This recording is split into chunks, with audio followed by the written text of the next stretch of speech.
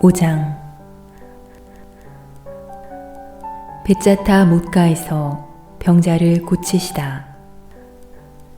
그 뒤에 유다인들의 축제 때가 되어 예수님께서 예루살렘에 올라가셨다. 예루살렘의 양문 곁에는 히브리 말로 벳자타라고 불리는 못이 있었다. 그 못에는 주랑이 5채 딸렸는데 그 안에는 눈머니 다리 저느니 팔다리가 말라 비틀어지니 같은 병자들이 많이 누워 있었다. 그들은 물이 움직이기를 기다리고 있었다. 이따금 주님의 천사가 그 못에 내려와 물을 출렁거리게 하였는데 물이 출렁거린 다음 맨 먼저 못에 내려가는 이는 무슨 질병에 걸렸더라도 건강하게 되었기 때문이다. 거기에는 38배나 앓는 사람도 있었다. 예수님께서 그가 누워있는 것을 보시고 또 이미 오래 그렇게 지낸다는 것을 아시고는 건강해지고 싶으냐 하고 그에게 물으셨다. 그 병자가 예수님께 대답하였다. 선생님, 물이 출렁거릴 때에 저를 못 속에 넣어줄 사람이 없습니다. 그래서 제가 가는 동안에 다른 이가 저보다 먼저 내려갑니다.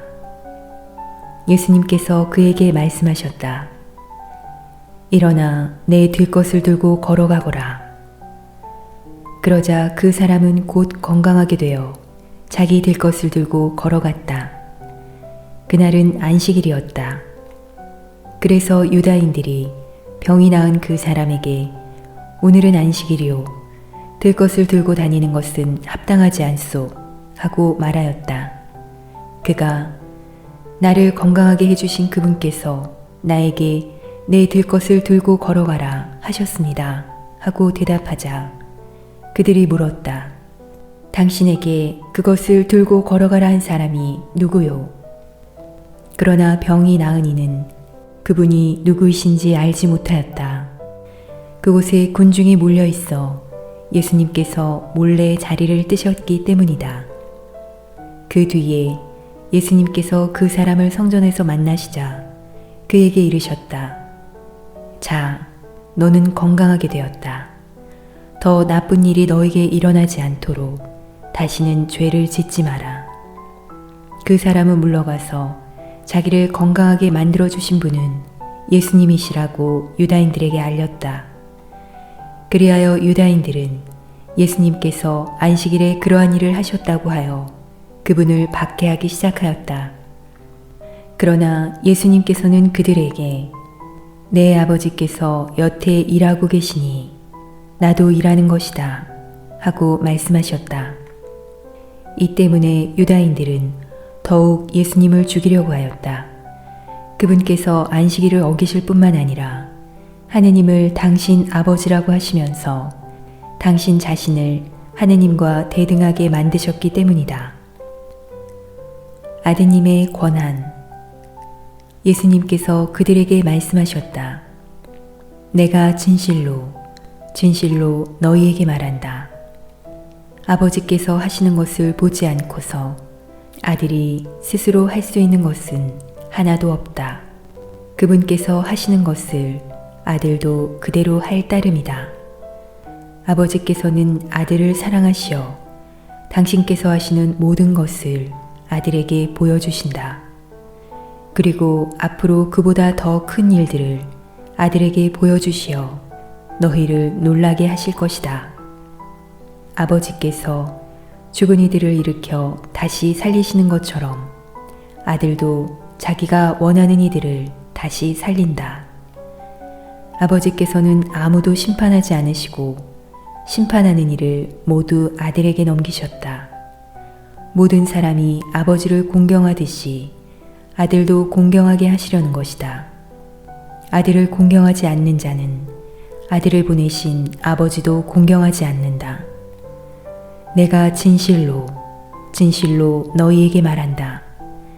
내 말을 듣고 나를 보내신 분을 믿는 이는 영생을 얻고 심판을 받지 않는다. 그는 이미 죽음에서 생명으로 건너갔다. 내가 진실로 진실로 너희에게 말한다. 죽은 이들이 하느님 아들의 목소리를 듣고 또 그렇게 들은 이들이 살아날 때가 온다. 지금이 바로 그 때다. 아버지께서 당신 안에 생명을 가지고 계신 것처럼 아들도 그 안에 생명을 가지게 해주셨기 때문이다. 아버지께서는 또 그가 사람의 아들이므로 심판을 하는 권한도 주셨다. 이 말에 놀라지 마라. 무덤 속에 있는 모든 사람이 그의 목소리를 듣는 때가 온다. 그들이 무덤에서 나와 선을 행한 이들은 부활하여 생명을 얻고 악을 저지른 자들은 부활하여 심판을 받을 것이다. 나는 아무것도 스스로 할 수 없다. 나는 듣는 대로 심판할 따름이다. 그래서 내 심판은 올바르다. 내가 내 뜻이 아니라 나를 보내신 분의 뜻을 추구하기 때문이다. 예수님을 믿게 하는 증언. 내가 나 자신을 위하여 증언하면 내 증언은 유효하지 못하다. 그러나 나를 위하여 증언하시는 분이 따로 계시다. 나는 나를 위하여 증언하시는 그분의 증언이 유효하다는 것을 알고 있다. 너희가 요한에게 사람들을 보냈을 때에 그는 진리를 증언하였다. 나는 사람의 증언을 필요로 하지 않는다. 그런데도 이러한 말을 하는 것은 너희가 구원을 받게 하려는 것이다. 요한은 타오르며 빛을 내는 등불이었다. 너희는 한때 그 빛 속에서 즐거움을 누리려고 하였다. 그러나 나에게는 요한의 증언보다 더 큰 증언이 있다. 아버지께서 나에게 완수하도록 맡기신 일들이다.